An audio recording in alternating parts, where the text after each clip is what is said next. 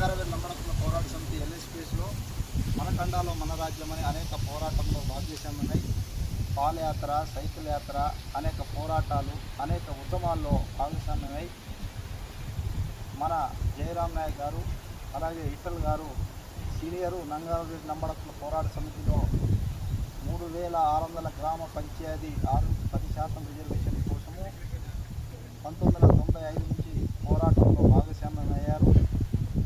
వాళ్ళ పోరాటం ఫలితంగానే మేమందరం కలిసి రాష్ట్ర వ్యాప్తంగా ఉద్యమించి మా తండాలో మా రాజ్యం అని తండాల గ్రామ పంచాయతీ సాధించుకున్నాం.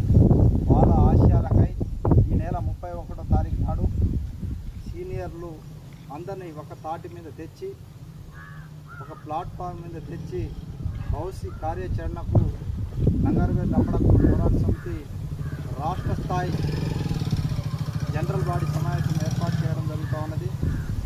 దాంట్లో ప్రధాన ఉద్దేశము మా తండాలో మా రాజ్యం అని గ్రామ పంచాయతీ సాధించుకున్నాం.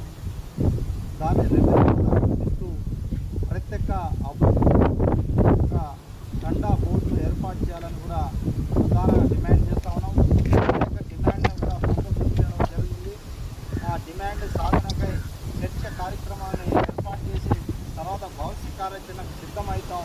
అందుకని సీనియర్ అందరికీ మా రాష్ట్ర కమిటీ, జిల్లా కమిటీ, మెదక్ జిల్లా అధ్యక్షుడు మన గోపాల్ గారు, అలాగే సంగారెడ్డి జిల్లా అధ్యక్షుడు మన సురేష్ గారు, రవి గారు, అలాగే నాతో పాటు 10 రోజుల నుంచి రంగారెడ్డి లంబడకుల పోరాట సమితి చైతన్యం చేసిన సీనియర్ నాయకత్వాన్ని కలుస్తూ నాతో నా మిత్రులు రాష్ట్ర కార్యదర్శి జ్యోతి నాయకులు మేమంతా 33 జిల్లాలో పర్యటనలో భాగంగా ఇవాళ మెదక్ రావడం జరిగింది.